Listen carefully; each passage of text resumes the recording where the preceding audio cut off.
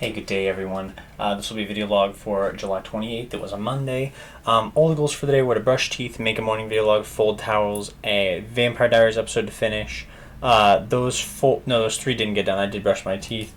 The three did not get done. I marked that as a no before I brushed my teeth, bro. Classic. But anyways, didn't make a morning video log, didn't fold towels, didn't finish our episode of the Vampire Diaries. I did not trim my beard. I did not fold laundry. I don't know what that mark is. And I did not put away the receipts yesterday. I did put my watermelon in the sun, did wake up at 8, and I did shower, and I did brush my teeth. So that was pretty successful. Yeah, my hair is clean, so that was pretty nice. But yeah, I woke up, showered like right away, because I was just like, ugh. And then I was about to record a morning video log, and Korey called up to me and was like, hey, video games? I was like, sick, dude. So we played Smite 2, and then he bought me Peak, so we played some Peak as well. And then afterwards, Ava and I met Tobie and Gabe at McDonald's with Roman. Tobie had an interview at Canton today and got the job. So now 3 of the 4 parents work at Canton, which is pretty crazy. And then after that, I went home and I played some Counter-Strike 2 because I was like so exhausted. Like my eyes were like already hurting. I was just like ready for bed, dude. And then I worked at 4 and it was pretty decent. There was a reservation of 8 to 12 at 5 o'clock and it only ended up being 7 people. But they were super nice and we like totally forgot about them. And then, well, until they got there, obviously. But then, yeah, so served them, they were just fine. And then work was alright. It was busy. It was busy enough that we were like all making decent money outside of the bigger tables that came in. And then I think the only weird interaction I had was there was this dude who called in and he goes, can I get a special beef broccoli, chicken zucchini, and chow mein? And I was like, no. Like, you can't do beef broccoli and chicken zucchini. He goes, okay, yeah, so just add special. No, like, you can't do that. Like, you can't do beef broccoli and chicken zucchini. And he goes, yeah, so I just want the special chicken zucchini, beef broccoli, and chow mein. And I was like, what are you talking about, bro? What are you talking about? And I was like, you can't do that. Like, you'd have to get them in larges. And he goes, okay, yeah, do larges. And I was like, okay, so you want a large beef broccoli, a large chicken zucchini, and a small pork chow mein. And he goes, yeah, pork is fine. I was like, okay, cool. So give him his food, whatever. He comes and picks it up, calls back, and he's complaining because he had apparently tried to order 2 chow meins and then didn't get any of them. And I was just like, no, you have chow mein. Like, I saw the order. Like, you have chow mein.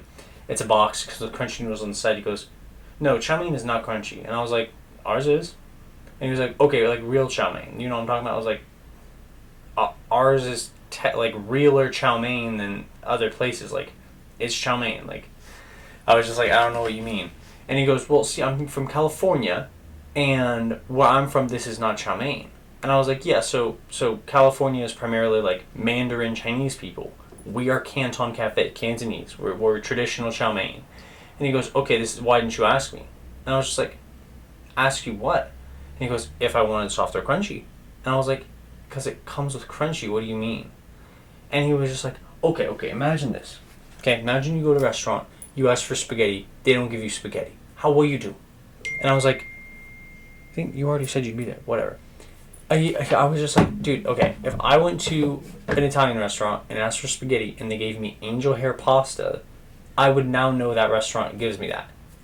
It's a learning experience. And he goes, no, it's not learning for me.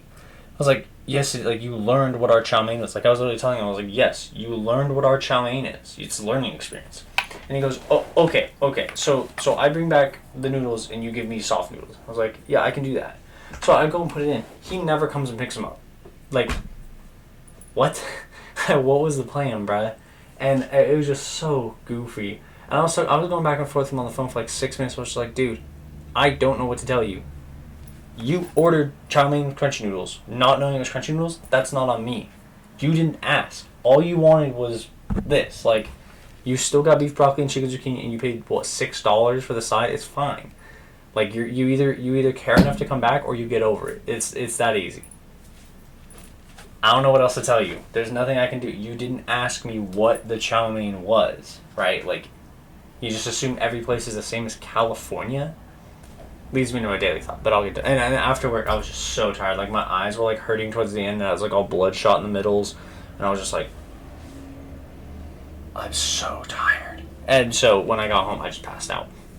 But yeah, I did want to share a daily thought eventually about like when people go into different states in America, because every state has such a different culture, and so it's like as people name off states, for at least half of them, I would not be able to tell you if they were like usually red or blue states. Like I would have genuinely no idea. Like when you're talking about Missouri, I would assume red.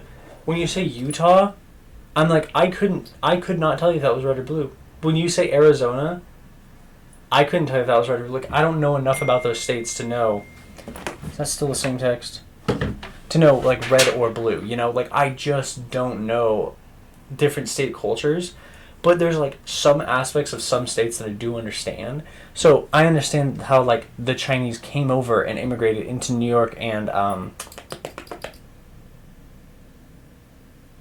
California and Oregon. And so it's like I'm pretty well versed in like those dynamics of those states. So when he had talked about it to me, I was just like, dude, you're at a you're sitting here, you went to how do I even explain this? It's like if someone opened up to Texas barbecue in Spain, and then we went to there, right, and it was good Texas barbecue, and then we went up to Germany, and they'd opened Florida barbecue, and we tried Florida barbecue, and we're like, hey, this ain't the same. Oh shit, it's not the same. What are you yakking at me about? Like, what are you talking? Of course it's not the same. Of course it's not the same.